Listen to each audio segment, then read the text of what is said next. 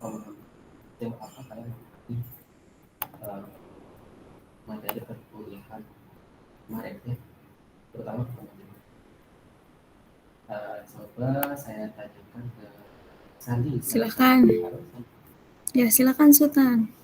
Baik Bu, terima kasih. Jadi untuk di minggu kelima kemarin kita punya materi di mana judul materinya itu gaya-gaya penggerak bumi dan triple junction, di mana untuk pembahasannya sendiri itu menaik konveksi di dalam mantel, kemudian apa namanya, penggerak lempeng itu digerakkan oleh gaya-gaya apa saja sih. Kemudian di sana kita juga diperlihatkan bagaimana cara gaya itu bekerja seperti di area subduksi atau kemudian di daerah ridge pass, daerah convergen dan lain-lain. Kemudian juga untuk gaya penggerak yang menggerakkan lempeng itu kan ada cukup banyak. Kemudian juga ada yang di daerah namanya less dense dan more dense. Maksudnya densitas yang lebih sedikit dan densitas yang lebih banyak. Dan kemudian itu kita ini lagi Bu, di recall kembali mengenai materi yang di minggu ketiga kalau tidak salah, yang membahas mengenai ridge pass, flat drag dan lain-lain. Kemudian dijelaskan juga mengenai gaya yang bekerja pada mekanisme ridge pass, kemudian kecepatan gerak lempeng, kemudian lokasi stasiun-stasiun global GPS dan lain-lain. Mungkin itu Bu dari saya. Terima kasih Bu. Oke, terima kasih, sangat menarik ya review dari Sultan gitu ya.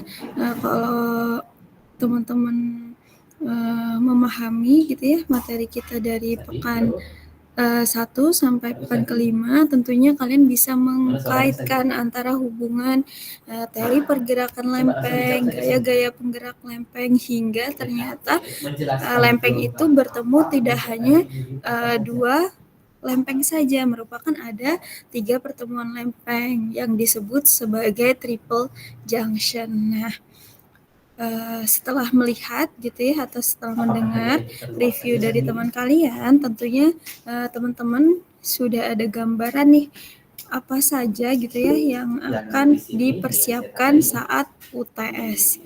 Oke, Fadia, kenapa raise hand? Maaf itu kepencet. Oke. Ya, di pertemuan pekan 6 ini kita akan belajar heat transfer 1. Artinya pekan depan kita akan belajar heat transfer lanjutannya atau heat transfer kedua. Mengapa kita perlu memahami gitu ya transfer panas atau heat transfer? Heat transfer kalau kita artikan di bahasa Indonesia itu artinya transfer panas. Nah, kira-kira ada yang ingin berpendapat kenapa sih seorang geofisika itu perlu memahami transfer panas? Terlebih pada materi geodinamika gitu ya. Itu ya. Oke. Sekarang saya coba tanya Dian. Mana Dian? Halo Dian. Kira-kira ada yang ingin berpendapat kenapa kita perlu? Oke, silahkan Dinda dulu ya. Izin menjawab Bu. Menurut saya mengapa kita harus memahami apa itu heat transfer, karena kita sendiri juga mempelajari tentang geotermal Bu, yang dimana geotermal itu kan tentang panas bumi. Jadi di mana kita itu harus mengetahui juga bagaimana pentransferan panas tersebut Bu. Oke. Kemudian ada tambahan dari Sultan, silahkan.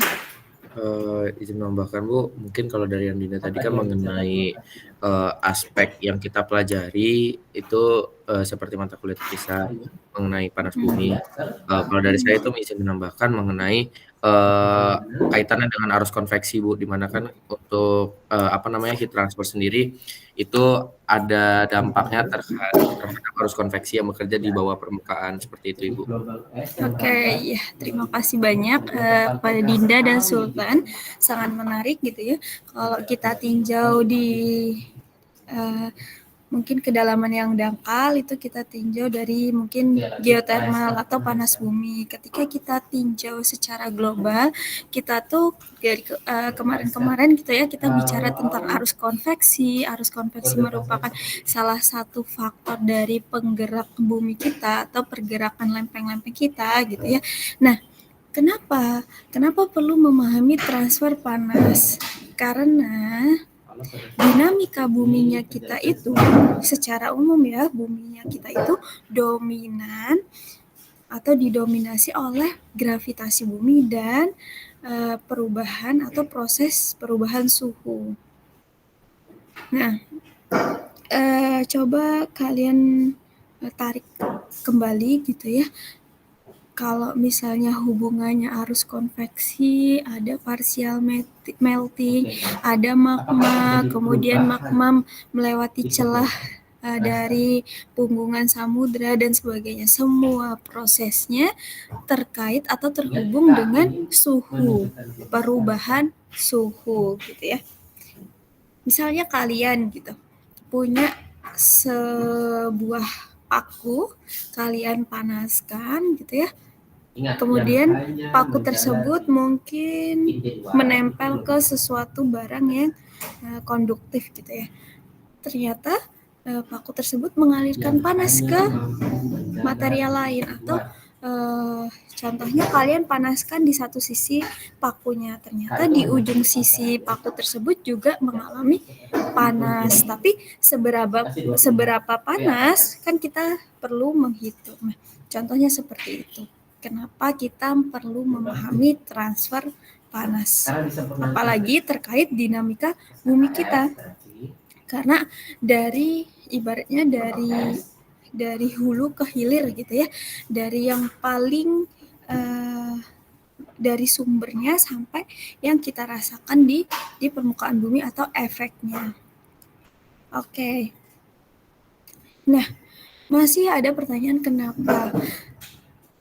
Kalian bayangkan gitu ya, sesuatu properti batuan ketika kalian berikan sebuah gaya pendorong gitu ya, material akan punya deformasi sendiri.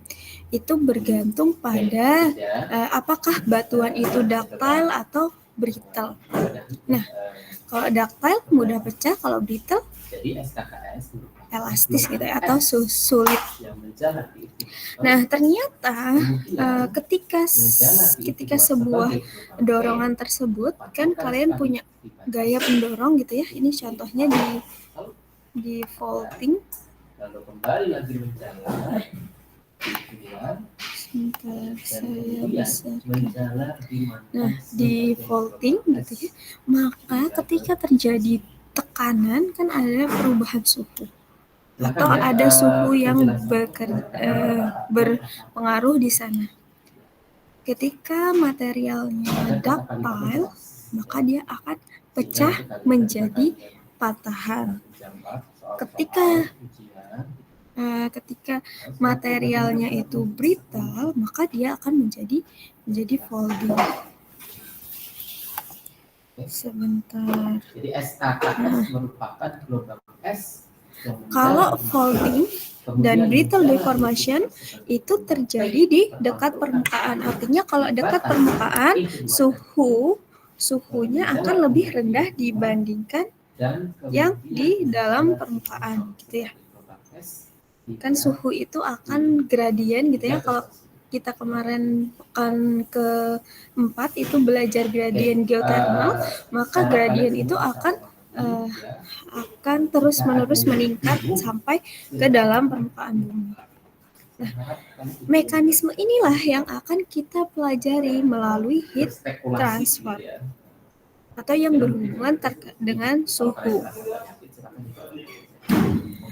Kalau kita ngomong terkait magma gitu ya, karena gradien geothermal yang kita pelajari itu kemarin gitu ya, yang ada titik solidus, liquidus dan sebagainya gitu ya, yang membuat magma atau batuan itu mengalami partial melting. untuk pada fase Nah, ya terkait partial melting ini ya S, contohnya K, ini I, gambar ini adalah sekarang kita pelelehan coba lanjut dari ke butiran batuan, kemudian yang Y-nya itu ya. agregat Di kekuatan sini dari ada si P kecil, material atau batuan sorry, tersebut. ada C Ternyata kecil dan proses I kecil. partial melting atau meleleh Kalau secara P, berkala S, gitu ya, K, I, atau J, sebagian ya, itu merupakan menurunkan kode kekuatan pasar, batuan. ya, Di sini kode hanya pasar 7% melting atau transmisi partial melting untuk menurunkan kekuatan batuan sampai 80 hingga 90 derajat, 90%. Artinya hanya butuh 7% partial melting atau ya refraksi. akan menurunkan 80 sampai 90% kekuatan batuan. Bayangkan ya, kita hanya punya bagian batuan yang melting, yang meleleh 7%. Ternyata keseluruh atau efeknya itu menurunkan kekuatan batuan di sekitarnya sampai 90%. Ada sebagian energi yang terpantul. Artinya ada efek panas yang sangat mempengaruhi kekuatan batuan. C merupakan refleksi atau pantulan dari batas mantel. Kita karena kejadian partial melting itu di astenosfer gitu ya, kita akan coba tinjau transfer panas atau heat transfer yang ada di litosfer. Litosfer tersusun dari kerak bumi dan mantel atas. Jangan lupa ya teman-teman, litosfer merupakan bagian gitu ya dari yang tersusun dari kerak bumi dan mantel atas. Kira-kira kedalamannya kemarin 70 km. Nah, di transfer panas dalam litosfer itu ada 3 proses. Yang pertama, konduksi atau yang kita bisa sebut adalah penyebaran transfer panas oleh interaksi secara molekuler atau kinetik secara atomik di dalam materi. Nah, sulit gitu ya penjabarannya secara kalimat. Pada intinya konduksi adalah proses yang memberikan atau yang menyebabkan transfer panas dari partikel-partikel benda tersebut. Nanti kita coba lihat ilustrasinya. Kemudian kalau teman-teman ingat ada proses adveksi, yaitu transfer panas oleh bergeraknya secara fisik dari molekul atau atom di sebuah material. Salah satu tipe konveksi yang kebanyakan diterapkan pada materi padat, ya, adveksi, konveksi. Nanti teman-teman baca lagi ini kalau misalnya pengertian kalian sudah dapatkan gitu ya sejak bahkan SMA. Namun yang kita tekankan di sini adalah bagaimana sih proses konduksi bayangan kalian itu transfer panas di bumi kita atau di aplikasi kehidupan kita. Selain konduksi dan adveksi, itu ada production atau produksi gitu ya. Kalau kalian mendengar kata produksi berarti lebih ke sumbernya atau yang membuat gitu ya. Nah, produksi bukan merupakan transfer panas. Yang tadi konduksi dan adveksi itu transfer panas ya. Kalau produksi itu bukan transfer panas, namun lebih kepada sumber panas. Sumber panas yang ada di litosfer kita itu merupakan contohnya ada peluruhan radioaktif, friction di dalam batuan terdeformasi, atau reaksi kimia seperti transisi fase. Nah, pada pertemuan ini kita akan fokus gitu ya ke transfer panas di dalam litosfer yang konduksi dan produksi. Nih, kalau kalian coba ingat-ingat ingatan kalian waktu SMA gitu ya, ide dasar dari konduksi panas tuh sebuah material padat yang kita panaskan di sini gitu ya. Kemudian dia akan berinteraksi secara molekuler di sini ya, sampai berjalan ke sini sehingga semua bagian ini mengalami panas atau transfer panas.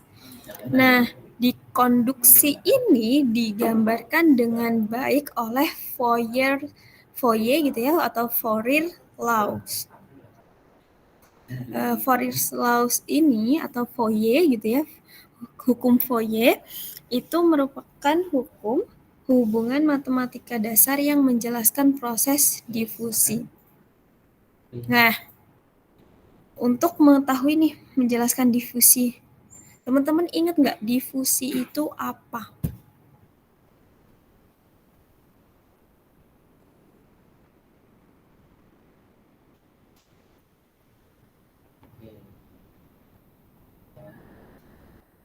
Oke, coba silakan dicari di Google masing-masing. Ya, silakan Sultan.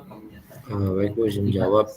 Difusi itu perpindahan molekul dari konsentrasi yang cukup tinggi ke konsentrasi yang rendah. Kalau misalnya dalam kasus ini tuh kan konsentrasi yang cukup tinggi itu adalah area yang di sekitar dekat dengan api, dan untuk yang konsentrasi yang cukup rendah itu yang di dekat dengan es. Seperti itu, Bu.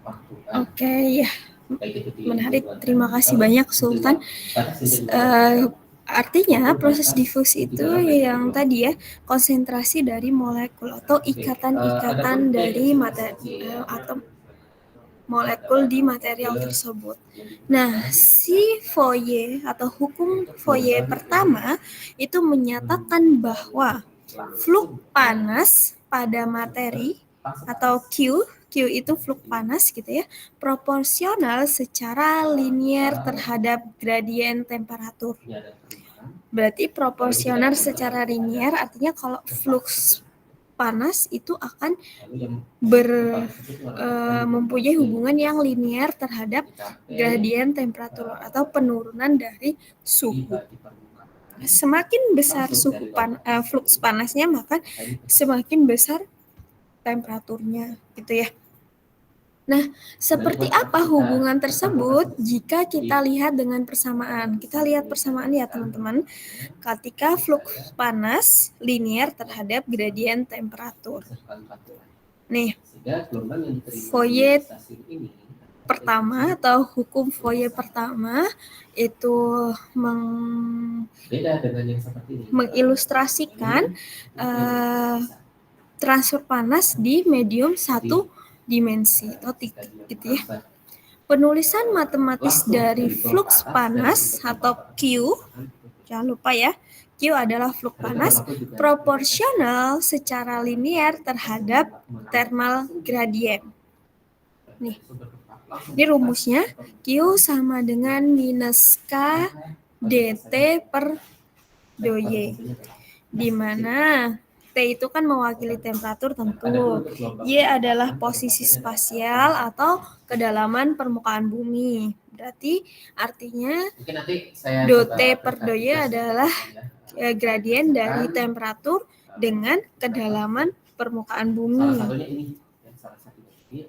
Kemudian K-nya adalah thermal conductivity atau konduktivitas panas. Ini konstanta gitu ya. Kalau kita lihat dari hukum Fourier pertama.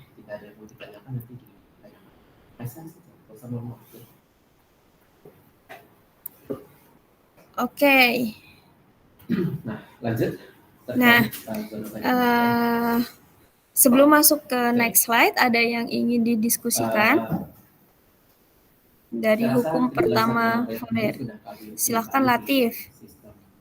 Izin bertanya Bu, saya masih bingung di bagian ini Bu, di flux panas Q proporsional terhadap secara linear terhadap thermal gradient, itu maksudnya gimana ya Bu?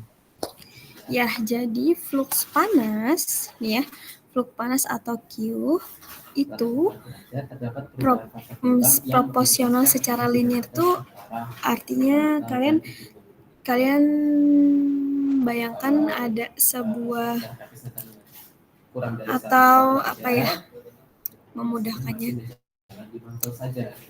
Contohnya seperti misal tekanan semakin dalam maka akan semakin besar gitu ya. Nah, itu adalah hubungan linear. Jadi flux panas hubungan secara linear dengan thermal gradiennya itu ketika thermal gradiennya besar atau gradien panasnya itu besar, maka flux panas atau Q-nya itu juga besar. Gitu, Latif. Baik Bu, jadi kalau misalkan thermal gradient itu semakin besar, berarti flux panasnya itu semakin besar gitu ya Bu? Thermal gradient itu perubahan temperatur terhadap jarak. Jadi kalau jaraknya nanti Latif ingat nggak ada gradien geothermal? Kan itu gradiennya seolah-olah seperti ini gini ya. Gini ya kira-kira. Nah, semakin dalam maka dia akan semakin tinggi temperaturnya. Ini temperatur, ini kedalaman. Nah, ini adalah secara nggak langsung kita sebut dia sebagai berhubungan linear atau secara linear itu secara linear flux panas akan berubah sesuai dengan temperatur terhadap jaraknya. Oke, nanti kita coba bahas lagi gitu ya. Kalau belum paham antara flux panas dan thermal gradient.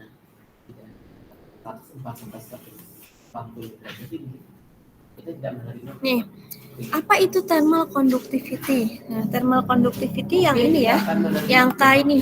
Apa sih K ini? Kenapa kita sebut dengan K? Atau konduktivitas panas. Ya, kita masih punya si persamaan ini. Persamaan di mana flux panas akan berubah atau secara proporsional linear terhadap perubahan temperatur. Thermal conductivity atau K-nya ini berarti kan dia memberikan efek gitu ya, memberikan efek dari flux panasnya. Tidak hanya dt per dy, perubahan panas terhadap kedalaman. Ternyata si K ini merupakan sebuah faktor yang proporsional atau bisa kita sebut kemampuan material untuk menghantarkan panas. Artinya flux panas atau kalau misalnya kalian konduktif itu atau proses konduksi kan suhu yang kalian misalnya kalian punya paku gitu ya, kalian ujungnya kalian panaskan, kemudian ujung sebelah sini itu harusnya panas yang keluar atau panas yang terjadi itu tidak jauh dari sumber panasnya kalian, itu flux panas gitu ya. Nah, ternyata si flux panas ini dipengaruhi oleh kemampuan material tersebut menghantarkan panas. Tentu, misal materialnya baja dengan besi, dia punya thermal conductivity yang berbeda. Misal ya, ini kalian punya paku gitu ya. Kalian panaskan di bagian sini.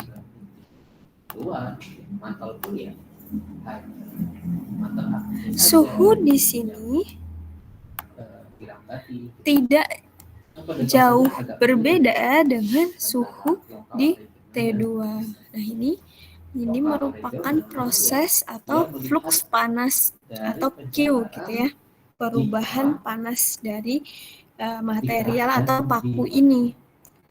Nah, ternyata perubahan ketika T1 dan T2 ini dipengaruhi oleh faktor K, yaitu thermal conductivity. Bergantung si panas ini melewati material seperti apa. Ingat ya, karena regional jadi cakupannya sedikit. Oke, Kedalamannya biasanya juga dangkal. kita coba cek lagi gitu ya. Seperti yang terlihat pada batuan yang ini, Ya, batuan dengan thermal conductivity yang tinggi, nih ya, ada iron dan sebagainya gitu ya, dari sandstone ke iron, dengan thermal conductivity yang tinggi akan menghasilkan aliran panas atau heat flow yang besar, atau flux panasnya, perubahan panasnya akan sangat besar.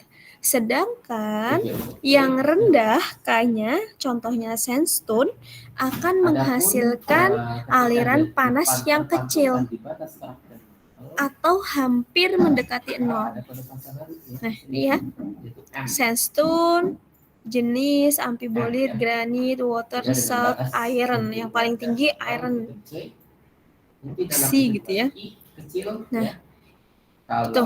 Jadi akan menghasilkan ini aliran panas, heat flow atau flux perubahan panas gitu ya. Jangan bingung. Flux dan heat flow gitu ya. Flux itu perubahannya, kalau heat flow itu aliran panasnya. Nah, contohnya nih ada sandstone dan salt. Ini kedalaman gitu ya. Ternyata dia punya gradien temperatur, ini temperaturnya ya, X dalam sumbu X, dia akan semakin tinggi di sandstone. Terus dia akan, atau rendah gitu ya, rendah bergerak, kemudian salt akan semakin tinggi. Gitu ya. Di sandstone dengan salt. Thermal conductivity di kerak nih ya, kerak bumi kita secara umum itu 2 sampai 3 watt per meter Kelvin. Ini watt, ini meter, ini Kelvin. Jadi watt per meter Kelvin. Nah, satuan ini penting teman-teman karena kita dalam perhitungan suhu itu tentu butuh satuan. Kelvin dengan Celsius itu sangat beda ya suhunya. Jadi kita perlu perhatikan satuannya. Thermal conductivity pada kerak secara umum 2 sampai 3 watt per meter Kelvin. Nah, setelah lihat secara umum di proses dari flux panas lewat atau yang dikemukakan oleh hukum pertama Fourier, kita akan melihat aliran panas secara global bumi kita gitu ya. Nah, dari gambar ini, kalau kalian coba gitu ya, kita belajar interpretasi sebuah gambar. Kira-kira ada yang ingin menyampaikan pendapatnya? Gambar ini menjelaskan terkait aliran panas global yang seperti apa? Kalau bohong, maka pada pasalnya adalah PNS kan, ketika dia berangkat ke sana. Silakan Latif. Batas polusi diri adalah batas Bu, dari yang telah dijelaskan tadi itu untuk satuan ketika dia thermal conductivity itu kan ada watt per meter kuatik watt per meter Kelvin. Di sini mungkin dari yang dari pendapat saya itu di bagian mid ocean ridge itu memiliki thermal conductivity itu lebih besar karena adanya thermal gradien tadi itu lebih besar di bagian mid ocean ridge gitu Bu. Sedangkan untuk bagian kontinental dari yang kita lihat di sini itu dari skalanya itu lebih kecil Bu. Itu ada di 55 sampai 65 ya dari penglihatan saya Bu. Sekian. Oke. Terima kasih banyak, menarik. Latif, silakan Sultan. Izin menambahkan Bu, kalau misalnya dari Latif tadi sudah menjelaskan secara keseluruhan, mungkin kalau dari saya itu nilai dari aliran panas global ini untuk yang daerah yang memiliki nilai cukup rendah itu di daerah rata-rata di dataran tinggi, karena sepenglihatan saya ini daerah yang memiliki nilai di antara 23 sampai dengan 45 miliwatt per meter Kelvin itu ada di daerah dataran tinggi seperti daerah pegunungan Himalaya, Tibet, dan lain-lain. Seperti itu Bu dari saya. Oke, menarik sekali gitu ya. Terima kasih Sultan. Jadi tadi kita punya 2 hint gitu ya, atau 2 kata kunci. Yang pertama, ternyata di zona divergen atau mid ocean ridge dia memiliki transfer panas atau heat flow yang sangat tinggi, dan daerah kontinen itu relatif lebih rendah.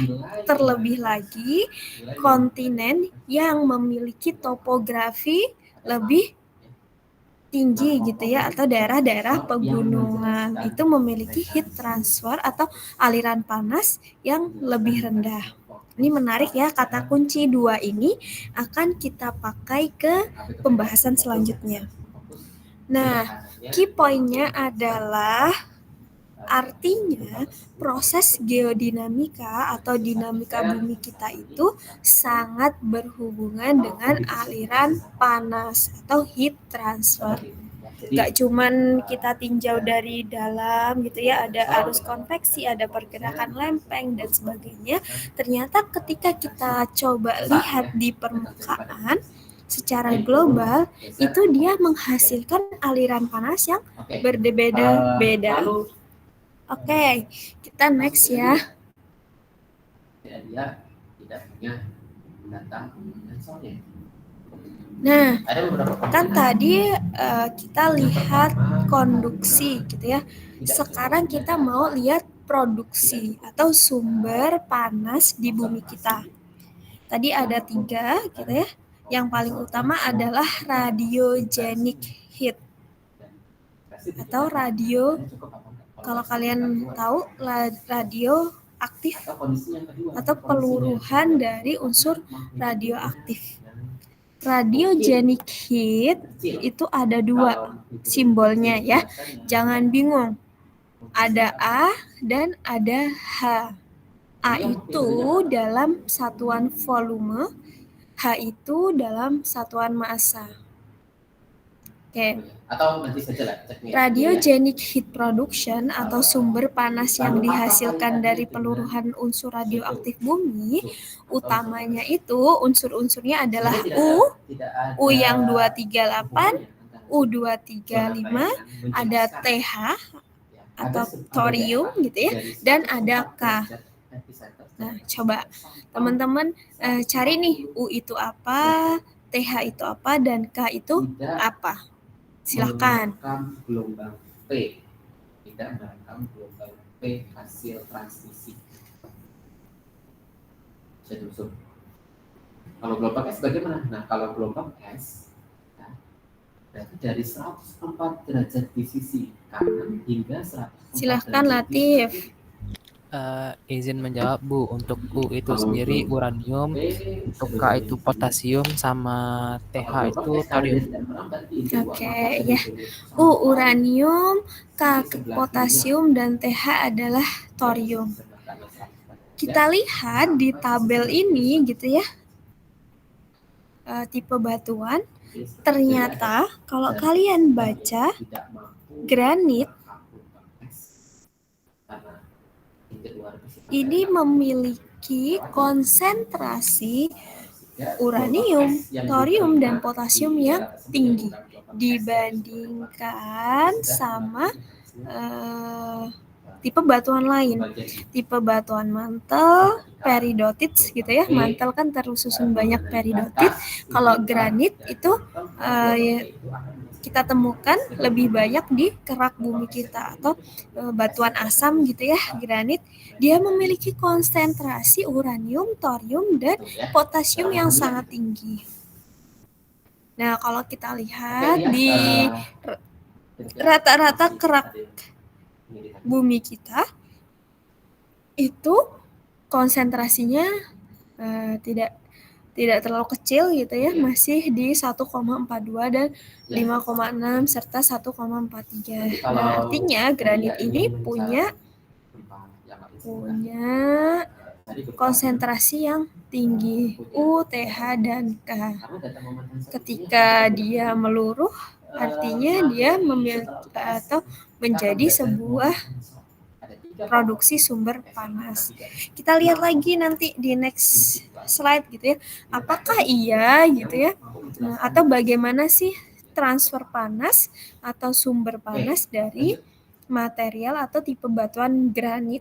Nah, fasa seismik pada jarak yang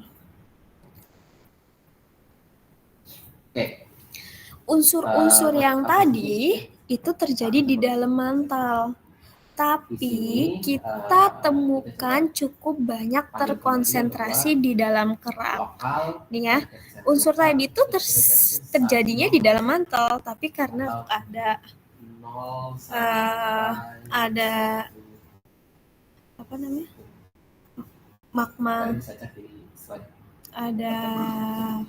yang keluar, kemudian membentuk sebuah kerak bumi atau berkontribusi terhadap kerak bumi, sehingga kita menemukan konsentrasi tersebut ada U, TH, K itu di dalam kerak bumi kita. Aliran panas dari permukaan di daerah benua sekitar 65 megawatt per meter kuadrat dan di 37 miliwatt meter pangkat 2 berasal dari radiogenic heat production sekitar 57%. Ya. Aliran panas di permukaan di daerah benua itu segini, berasal dari heat production.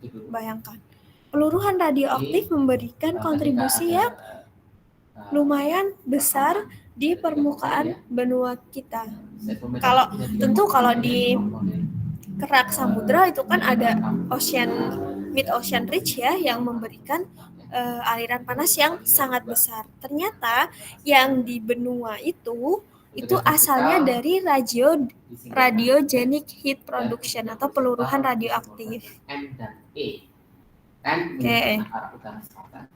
Ingat ya bahwa kalau di divergen tentu dari aktivitas lempeng kita. Kemudian yang benua itu karena peluruhan radioaktif.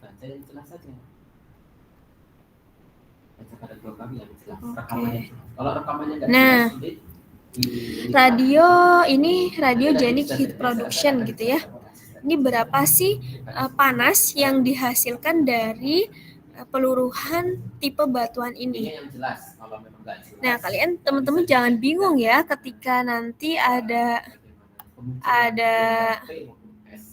H gitu ya dengan satuan W per kilogram, itu karena heat production-nya ditinjau dari massa atau berat, kemudian ada volume atau A, watt per meter pangkat 3 gitu ya.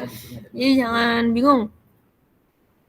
Coba kita lihat lagi nih, granit itu memiliki konsentrasi atau sumber panas hingga 3,008. Ketika di average, kalau granit ya teman-teman, batuan penyusun paling banyak kerak atau keras itu granit. Tapi kenapa ketika kita lihat granit sendiri dan rata-rata kerak kita itu berbeda nilainya? Karena Nah, perlu diingat Eh, ketika tiga sebuah komponen ini merekam kan gelombang konsentrasi granit secara dan bersamaan. konsentrasi kerak bumi, tentunya kerak Jadi, bumi gelombang tidak hanya yang tersusun terintegrasi full oleh itu granit direkam gitu ya, bersamaan oleh dan tiga komponen ini. mineral-mineral Dan lain. artinya Dan dalam harusnya dalam tanda kutip, kontinental tiga keras komponen kita ini kan akan sampai melihat, 70 km. Kita tadi tahu akan bahwa memunculkan si amplitude sumber tiba-tiba panas atau naik si sedikit panas banyak, tersebut berbentuk itu akan di waktu ber yang sama. menurun Jadi, gitu ya, atau meningkat horizontal ini menandakan waktu terhadap ya. kedalaman. Semakin dalam maka suhunya akan semakin kanan, tinggi semakin gitu ya. lama. Nah, ini sama, heat production itu seperti itu sumbernya. Sumbernya akan semakin membesar ketika dia di kedalaman yang dalam. Sehingga ketika dirata-ratakan maka kita mendapatkan nilai 0,927. Nah, ini. Tidak terlalu kelihatan gelombang esnya. Kemudian nilai heat production atau sumber panas secara umum untuk bagian kerak bumi bagian atas itu 2 sampai 3 mu watt per meter pangkat 3 atau rata-ratanya kurang dari 1 mu watt per meter pangkat 3. Nah, ini ya teman-teman sumber panas dari kerak bagian atas atau kerak benua. Seperti ini kan? Oke. Arah rapatnya gitu ya. Ya kira-kira karena radiogenic heat production itu berasal dari peluruhan radioaktif, maka konsentrasi isotop induk telah secara berlangsung menurun sepanjang sejarah bumi. Kan peluruhan ya, jadi kan peluruhan itu meluruh, maka konsentrasi isotop yang meluruh itu akan selalu menurun sepanjang sejarah bumi. Hari ini total radiogenic heat yang kita tahu gitu ya sekitar atau separuhnya dari yang diproduksi di zaman Archean. Jadi kan konsentrasinya meluruh ya. Dan sekarang hanya tinggal separuhnya atau setengahnya saja dari pertama kali dia meluruh. Ini contohnya gitu ya. Crustal heat production over time. Kerak atau sumber panas di kerak berdasarkan waktu. Ini GA itu satuan waktu gitu ya. Ini ada uranium, ada potasium, dan ada thorium. Ini hanya nilai H atau heat production-nya. Dia ini kurang lebih 1. Berarti 1 ini sekitar kita sekarang gitu ya, dia meluruh gitu ya. Dulunya konsentrasinya tinggi. Kita lihatnya gini ya. Ini umur yang sangat tua, yang nomor 3. Terus ini yang muda atau hari ini gitu. Dia meluruh secara eksponensial. Kalau kita lihat ini yang kompleks ya. Nanti kalian lihat thorium ini signifikan peluruhannya tidak signifikan ya. Nah, kalau di total peluruhannya dulu tuh segini. Sekarang segini. Gitu. Oke. Kalau ada pertanyaan langsung raise hand. Langsung interupsi. Boleh. Oke, kita next ya. Nah, kita next nih.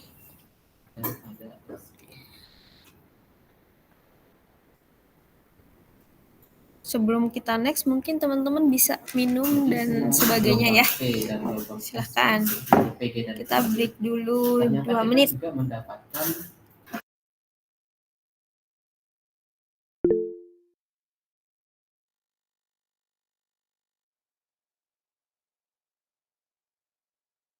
Silakan, Sultan.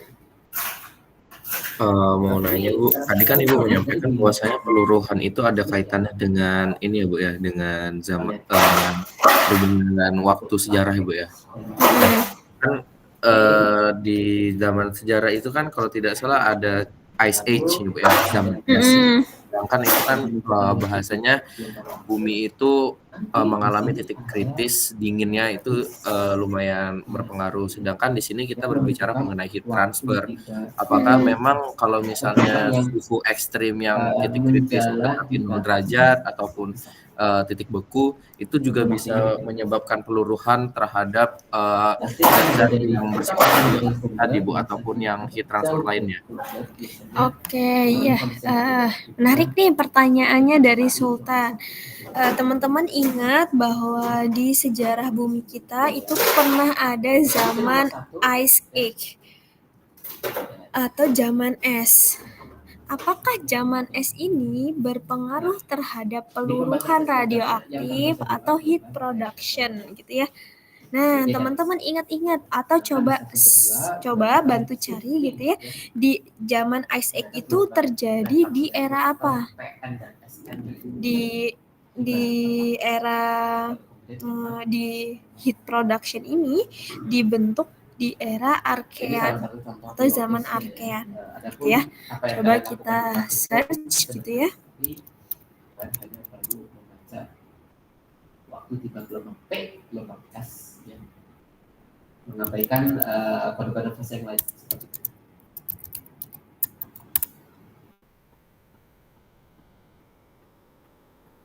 Oke. Nah, adapun untuk yang jaraknya 53 derajat atau sekitar 5 ribuan kilometer. Berarti sudah masuk teknik seismik ya atau distan. Kalau sudah masuk teknik seismik, kode fasenya sudah berbeda. Kode fasenya ada P di sini.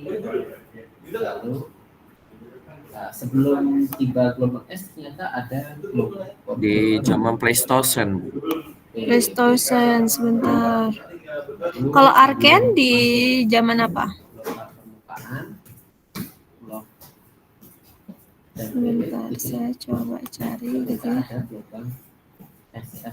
Pleistocene itu sekitar sekitar 11.000 tahun yang lalu ya. Kalau Pleistocene itu di sekitar 2,6 juta tahun yang lalu Bu. Kalau Archean itu di sekitar 2,5 juta tahun yang lalu, kurang lebih 1 abad. Oke. Ya segitu. Berarti lebih dulu Archean ya? Iya Bu, lebih dulu Archean Bu. Lebih dulu Pleistocene Bu, baru Archean. Oke, lebih dulu Pleistocene. Berarti Ice Age dulu dan Archean gitu ya. Coba kita cari.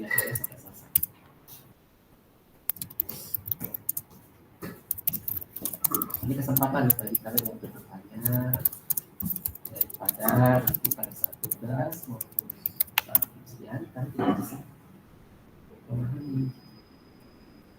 Masing-masingnya berbeda juga pada nilai kalian. Harapan saya nggak seperti itu. Harapan saya nilai kalian bagus-bagus semua.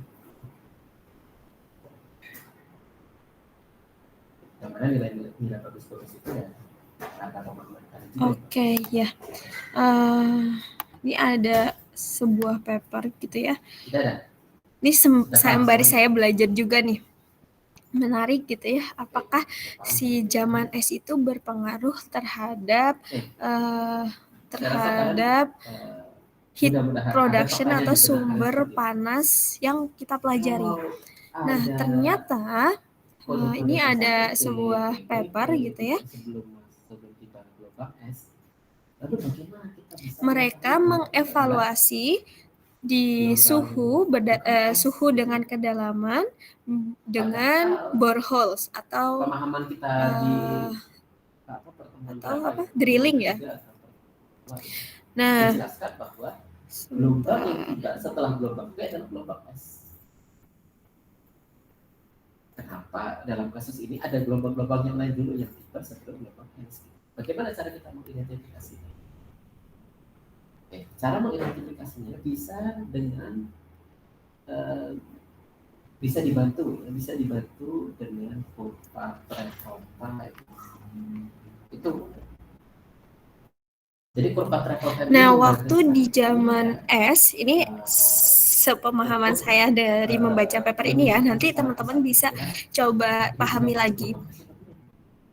Sepemahaman saya, karena waktu Ice Age itu kan kritis gitu ya, dan itu merupakan fenomena atau kejadian climate change yang ekstrim, sehingga dia menyebabkan gitu ya,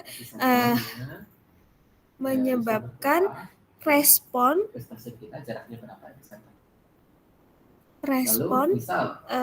atenuasi atau pelemahan dari energi panas yang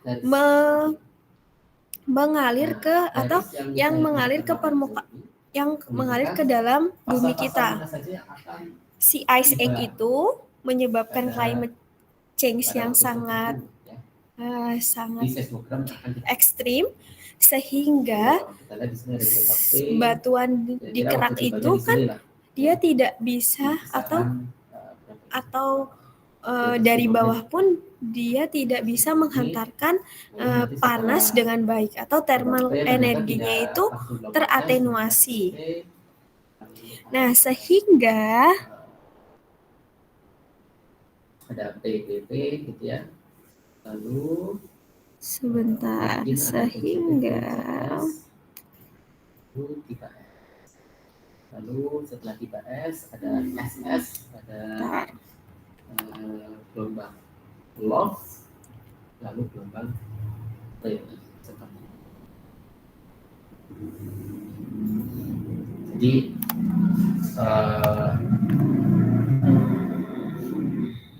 dari kurva Travolta ini kita bisa tidak clear ya statementnya, sebentar. Direkam aja.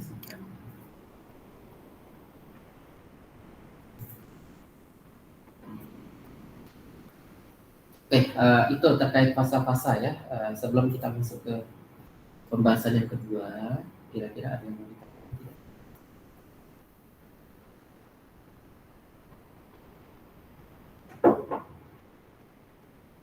Silakan Nabila.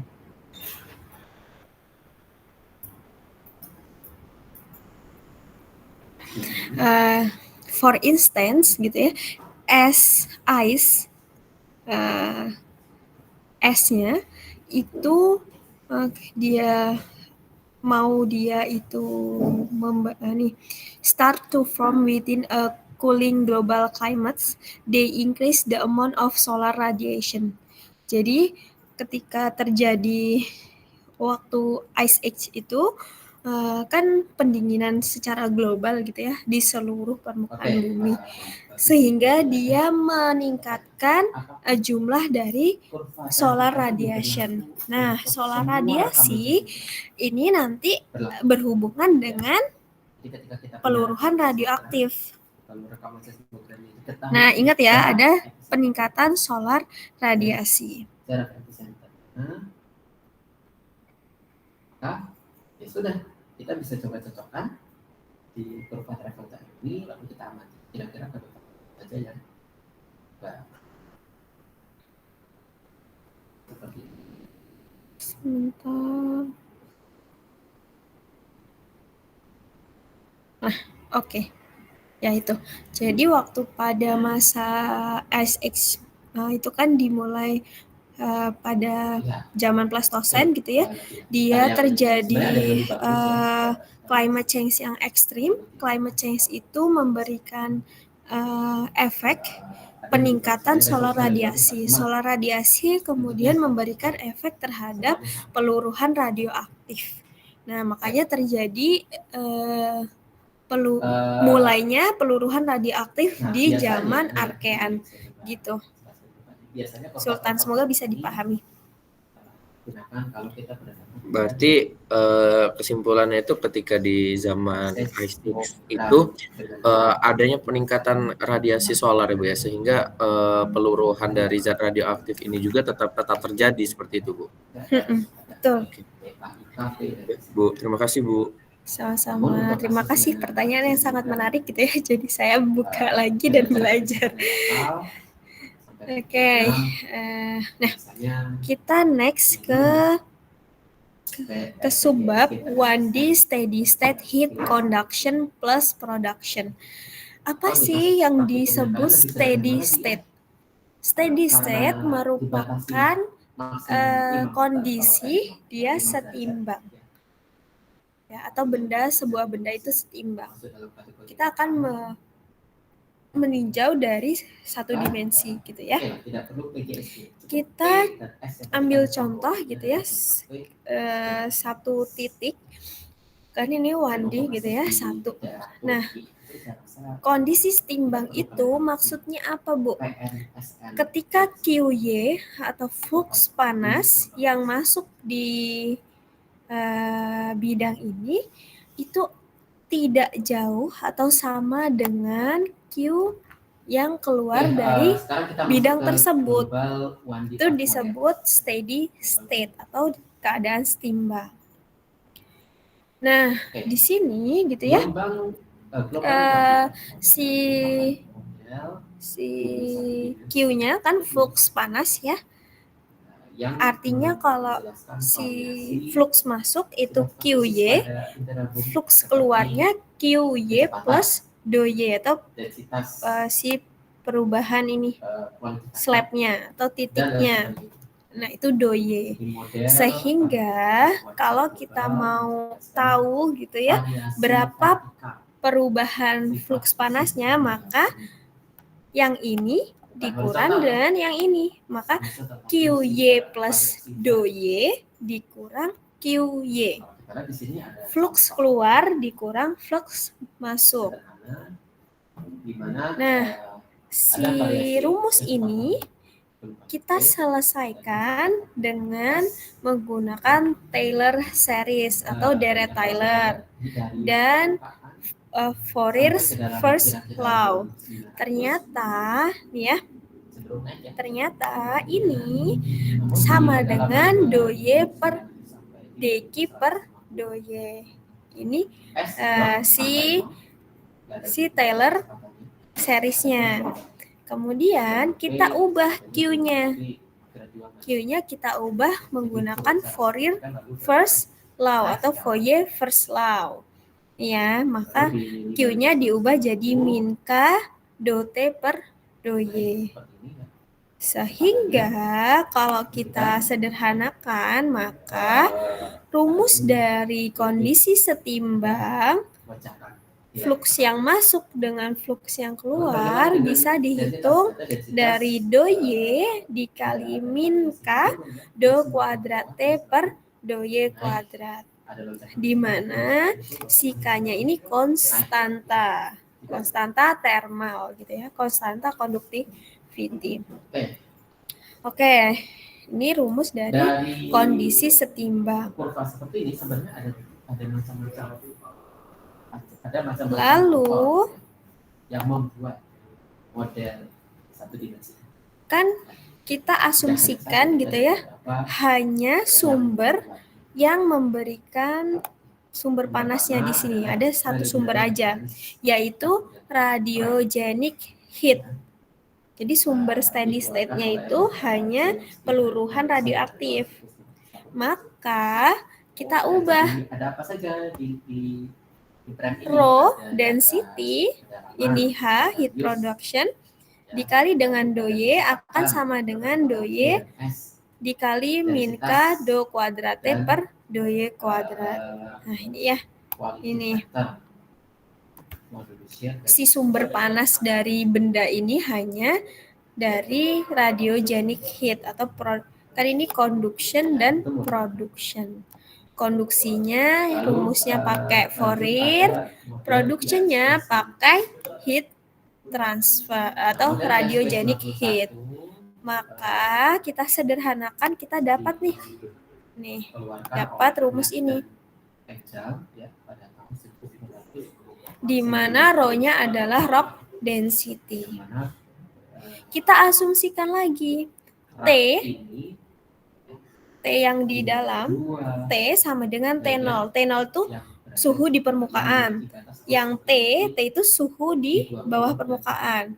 Q dan sama dengan Q0, Q yang ada di permukaan sama dengan Q yang ada di bawah permukaan. Dengan Y ini kedalaman ya teman-teman, Y sama dengan 0. Maka kita dapat rumus fix atau rumus akhirnya ini seperti ini. Adapun major discontinuity-nya itu pada 400. Nah, rumus akhirnya kita dapat ini nih. T sama dengan T0 plus Q0. T0 ini suhu permukaan, Q0-nya flux di permukaan, K-nya thermal conductivity, Y-nya kedalaman. Minus rho, rock density, H, heat production per 2K dikali Y kuadrat. Ini rumus dari keadaan setimbang, keadaan yang sama nih. Nah, kan ini kita mau nyari nih di kedalaman 100 km berapa ya suhunya melalui rumus ini, teman-teman. Ketika kita udah dapat nilainya, maka kita bisa tahu nih suhu dari kedalaman tersebut. Misal dari kedalaman 0 sampai 20. Nah, dengan menggunakan rumus ini, coba gitu ya teman-teman hitung. Teman-teman hitung jika yang diketahui T0-nya adalah 7 M atau miliwatt meter kuadrat. Kemudian T0-nya 0 derajat. Rho-nya 3.300 kg per meter pangkat 3. Hanya 7,38 kali 10 pangkat minus 12 watt per kilogram. Dikali atau K-nya sama dengan 4 watt per meter per Kelvin. Nah, jangan lupa teman-teman, nanti pas menghitung, teman-teman perlu mengubah ini Celsius menjadi Kelvin.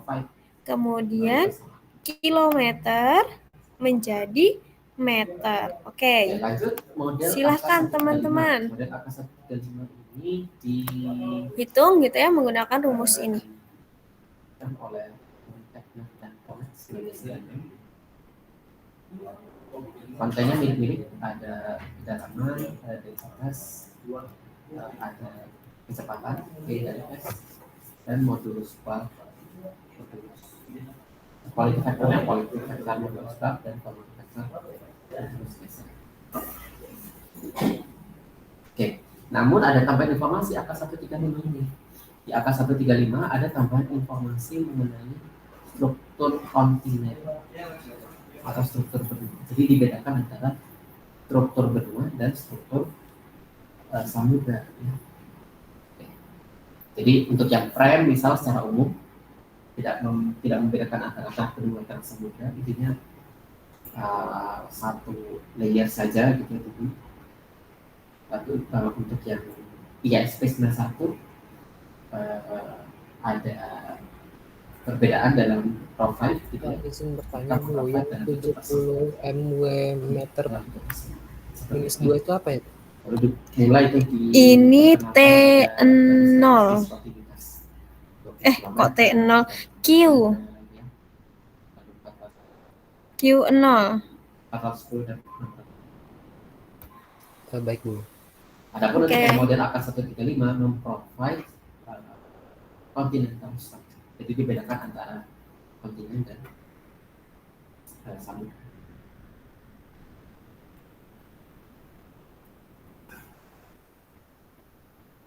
Oke, lalu ini adalah perbandingan untuk setiap model gitu ya, tidak jauh berbeda. Beberapa perbedaan itu signifikan, terutama di batas. Nah, di batas dan nilai PA dan massa ini cukup berbeda. Nilai friksi, densitas ada beberapa yang berbeda, gitu ya. Contohnya AK135 mengalami penurunan nilai densitas di sini, beda dengan yang prime. Prime itu selalu mengalami kenaikan, ya. Seperti itu. Adapun untuk yang kecepatan, saya rasa tidak jauh berbeda. Ada perbedaan tapi sedikit saja.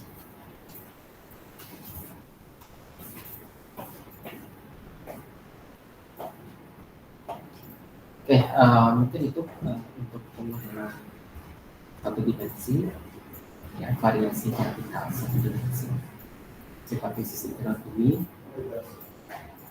Nah, tujuannya untuk apa kita memahami model satu dimensi ini? Karena model satu dimensi ini merupakan model referensi, ya, yang biasanya digunakan untuk Oke, silakan Latif. Izin Bu, itu kalau saya nyobain itu dapatnya 1,5 kali 10 Kalau pangkat kecepatannya tidak salah, ya penentuan 10 pangkat penentuan lokasi 6 Bu. 10 pangkat 6. Karena Berarti kalau Itu diribukan untuk yang kita melihat data seismogram, ya? Gimana? Itu buat yang 100 Bu. Oke, yang 100 ya. Maka informasi kita dapat Kira-kira kalau dikalikan ini jadinya 1000 berapa? Atau kita pangkatnya kita hapuskan, berarti kira-kira 1, 2, Kalau 3. pangkatnya dihapusin itu 175 0242. 0240. 0242 Bu. Ya, kira-kira gini ya. 175.000. 1.750.000. 1.750.000. Oke. Satuannya apa, Latif? Itu Kelvin atau Celsius? Kelvin, Bu. Kalau dirubah ke Celsius, coba. Kira-kira ada yang mau ditanyakan?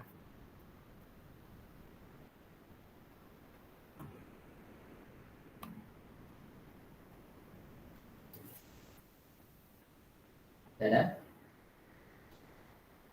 Itu 1749727. Kalau tidak ada, ya. 174. Silakan nanti di 9727. Masih jutaan ya berarti? 17 juta ya? Masih. Oke, ada yang hitung dapat yang lain?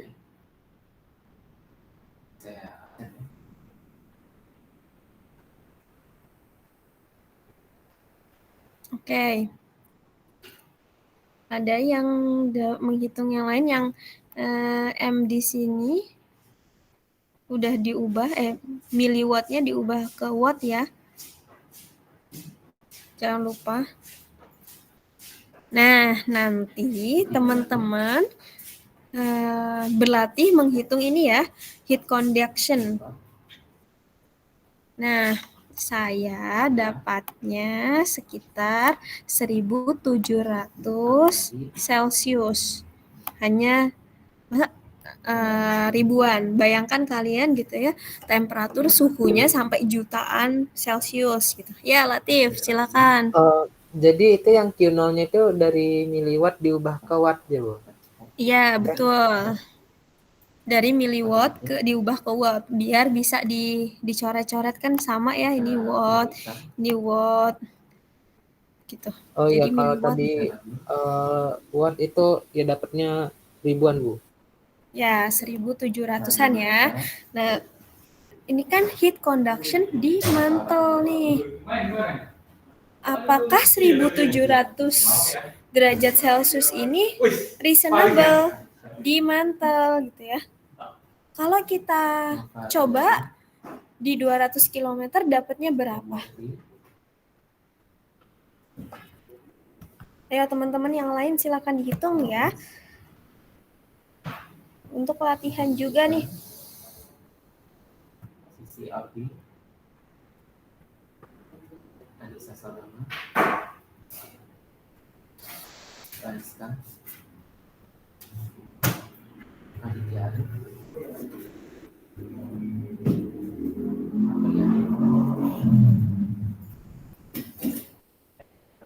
jadi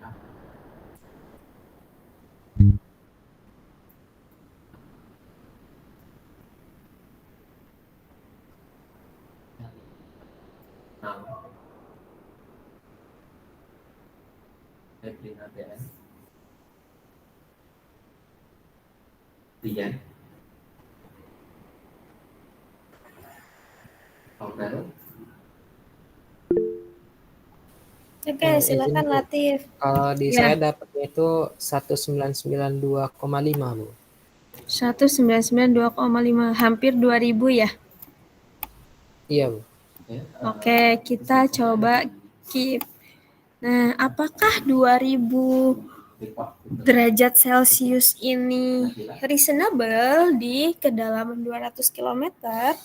Maka kita coba cek dari gradien geotermal. Nah, ini ya. Ternyata di kedalaman 100 km itu nilainya 1700 derajat Celcius ya. Menghitungnya nanti coba dicek lagi. Kemudian di kedalaman 200 km itu udah lebih dari 3000. Nah, teman-teman bisa lihat bahwa kalau teman-teman ingat gradien geotermal kan bentuknya gini ya. Gini atau waktu itu gini ya. Sehingga di kedalaman 100 km ini dengan suhu sekian dia sudah melewati batas liquidus dan hingga ke yang ini di batas solidus. Apakah konduksi di mantel ini reasonable saat melewati batas solidus gitu ya, saat melewati garis solidus, atau dia sudah meleleh full gitu ya, nggak lagi partial melting. Nah, artinya heat flow di mantel tidak strictly konduktif, melainkan kita tahu gitu ya ada proses konveksi, bukan hanya konduksi gitu ya. Di mantel itu terjadi proses konveksi gitu ya. Dan ketika kita buktikan dengan rumus konduktif, maka dia melewati atau dia over gitu. Oke? Sehingga si rumus konduktif ini berlaku dengan kedalaman kurang dari 70 km atau di litosfer gitu ya, atau di kerak bumi. Kalau untuk menghitung di mantel, maka tidak bisa digunakan rumus ini. Oke? Kita next. Ini sedikit lagi gitu ya teman-teman materinya. Ini garis geothermal atau geotherm di continental crust atau di kerak benua. Di sini kita coba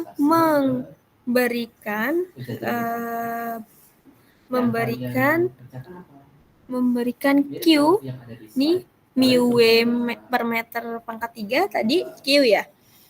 Q yang berbeda-beda. Ternyata ini sampai kedalaman 40 km. Ternyata saat kita berikan Q yang beda-beda, maka kita lihat bahwa di kedalaman 40 km itu bisa memberikan peningkatan temperatur di lapisan moho. Ya. Oke. dengan 1, mu watt per meter Di bawah pangkat ini, 3. bawah, Oke. di tubuh X ada Kemudian 10 plus 2 ya. masih 10 sama plus 2 ini dengan menyatakan menggunakan Q yang berbeda-beda. bahwa angka-angka yang di bawah itu dikali Kenapa dalam kenaikan suhu di Moho itu penting buat kita ketahui gitu ya. Ternyata ketika kita memberikan Q yang berbeda-beda, itu akan menghasilkan transisi dari brittle deformation dan ductile deformation dengan titik 300 derajat isotherm in crust, atau di 300 derajat ini si kedalaman sekitar 15 dan 25 ini itu merupakan zona transisi batuan kerak dari brittle ke ductile deformation. Oke, ini ya, kira-kira 15, sampai 40 km. Di sini nih, teman-teman. Oke, next. Balik lagi ke tabel yang ini, kita tahu bahwa granit itu konsentrasi dari heat production-nya itu tinggi. Dan kok kenapa di average continental crust itu rendah? Karena teman-teman tahu bahwa si kerak kita itu tidak konstan, atau suhunya itu tidak konstan, melainkan menurun berdasarkan kedalamannya, atau sumber panas heat production elemennya ini tidak konstan di kerak, tetapi dia meluruh atau menurun berdasarkan kedalamannya, sehingga waktu dirata-ratakan atau average continental crust dia akan menghasilkan nilai yang kecil. Oke, kita next ya. Nah, ini diberikan sebuah atau dites gitu ya. Ketika diberikan perbedaan folding dari kedalaman 5 km, 10, 20, dan diberikan constant concentration. Ternyata, ya, ini yang hijau concentration, dan yang merah, biru, dan ini adalah beda-beda. Kita akan melihat gitu ya, atau memprediksi titik partial melting itu berada di suhu 700 derajat Celcius. We might predict partial melting of the crust and very weak rocks if we don't consider decreasing heat production. Kalau kita nggak mikirin atau nggak cari tahu penurunan heat production di kerak bumi kita, maka kerak bumi kita itu udah mulai partial melting di suhu 700 derajat Celcius. Sedangkan kalau kita cek gitu ya, partial melting di kerak bumi atau kemarin waktu kita tampilkan di pertemuan keempat, dia butuh suhu yang sedikit lebih tinggi dibandingkan ini ya. Oke. Kemudian ini dites lagi. Ternyata di Tibetan Plate atau daerah Tibetan itu memiliki ketebalan keraknya 70 sampai 80 km. Maksudnya ya atau over thickness crust ya. Maka akan terjadi partial melting di kedalaman ini karena adanya radiogenic heat. Jadi di pegunungan Himalaya itu kan dia lebih tebal nih kedalaman keraknya. Ya, dia akan lebih mudah mengalami partial melting ada lagi yang di mau suhu 700 derajat Celcius.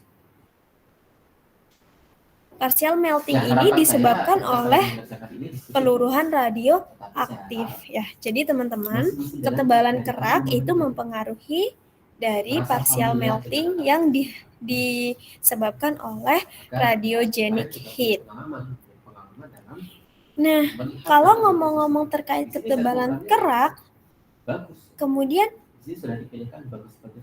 gimana sih efek dari Harapannya topografi dengan variasi pegunungan bentuk Tibetan ini? bisa Kita coba cek ya. Ternyata banyak bentuknya ya, banyak bentuknya ya. ya, Dan walaupun banyak variasinya, ternyata tetap kita bisa we have now see that radiogenic heat production can significantly influence subsurface thermal field.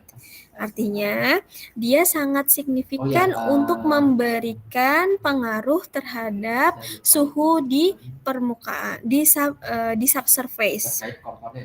particularly in the crust, di bawah permukaan gitu ya. Particularinya di kerak bumi.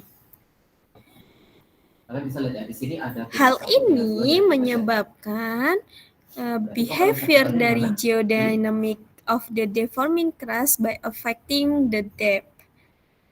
Jadi si perubahan subsurface thermal tadi memberikan pengaruh lagi terhadap keadaan geodinamikanya sehingga memberikan efek transisi dari brittle to ductile deformation or the potential for partial melting. Jadi selain perubahan dari brittle to ductile, kalau keraknya tebal akan berpotensi menjadi partial melting.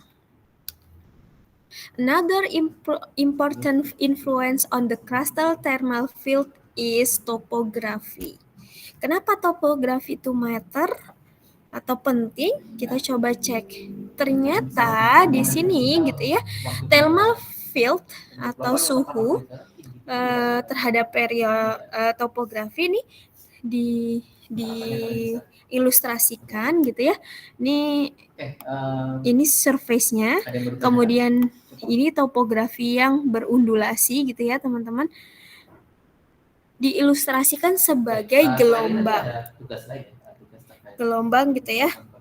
Semakin tinggi ini kita cepat karena kita akan lihat langsung realnya. Pada intinya ketika kita mau mencari suhu di perbedaan topografi yang signifikan, maka kita dapat rumus yang ini, di mana XY-nya ini, X-nya itu panjang gelombangnya, Y-nya itu amplitude gelombangnya, atau di sini tuh panjang dari lipatan topografinya, dan Y-nya itu elevasi gitu ya. Ini dengan rumus ini, di mana delta T-nya menggunakan rumus ini. Nah, kita lihat ketika undulasinya ini rapat ya. Ini kan ada undulasi di permukaan nih rapat. Ternyata kita lihat di kedalamannya, dia tidak punya pengaruh yang signifikan di kedalaman yang dalam, yang 40 km gitu ya. Namun dia masih punya pengaruh di kedalaman 5, 10, dan 12,5. Ini dengan undulasi yang rapat. Kemudian kalau wavelength-nya atau undulasinya yang lebar-lebar, ini, maka dia akan memberikan efek yang lumayan besar gitu ya, hingga di kedalaman 22,5. Nih dia punya perubahan temperaturnya, sehingga topografi berperan penting terhadap perubahan suhu di continental crust. Oke.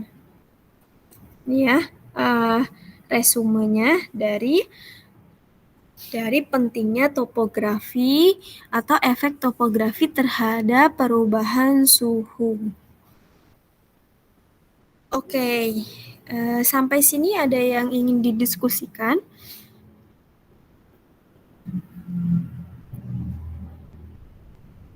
Jelas, Bu. Oke, terima kasih Samuel Willy. Ya, harapannya teman-teman semua memahami gitu ya apa yang kita bahas di pertemuan pagi hari ini. Ya lumayan ya belajar heat transfer gitu ya. Panasnya juga sampai ke kepala kita. Oke. Kalau tidak ada pertanyaan, mungkin kita bisa absen sebentar.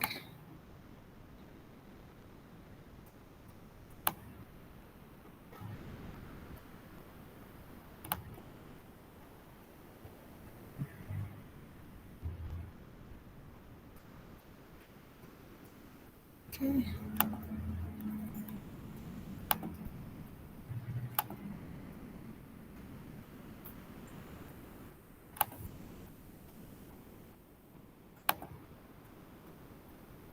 Semoga terlihat ya share screen-nya. Bentar.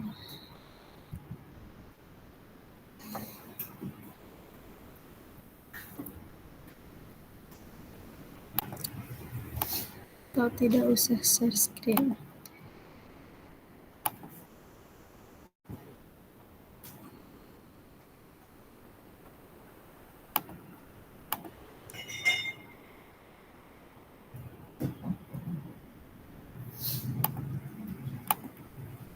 Louis Giano, Hadir, Bu.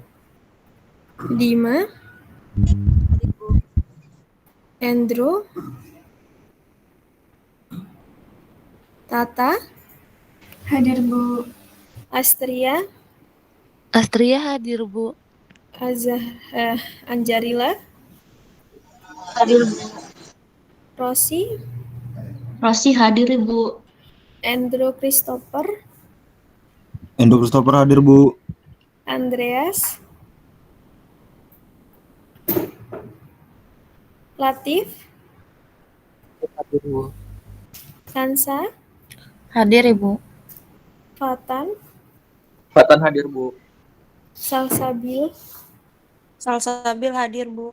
Ega, Ega hadir, Bu. Alifa, Alifa hadir, Bu. Patty, Hadir, Bu. Gupara, Hadir, Ibu. Fadia, Fadia hadir, Ibu. Richard, Hadir, Bu. Sandy, Sandy hadir, Bu. Sultan, Gilbert, Gilbert hadir, Bu. Grace, Grace hadir, Ibu. Dinda, Di GK berapa? GK 1. Dinda hadir, Ibu. Samuel Willy, Apa Pak? G dinamika Pak? Produksikan. Samuel Willy hadir, Ibu. Alif, Alif hadir, Bu. Hanif, Hadir, Bu. Ilham, Hairul Rafi, Materinya Pak ya? Aman. Hadi Sabili, Paling yang itu kan ada itu ya di transform ya. Ya, coba mengaplikasikan Harus panas. Siti, oke, Siti hadir Bu, Joseph, Joseph hadir, Bu. Elianti, hadir, Bu. Satrio, Satrio hadir, Bu. Paradila, Paradila hadir, Bu. Trista, Hadir, Bu. Joan, Joan hadir, Bu. Lu, Agneza, Hadir, Bu. Mestika,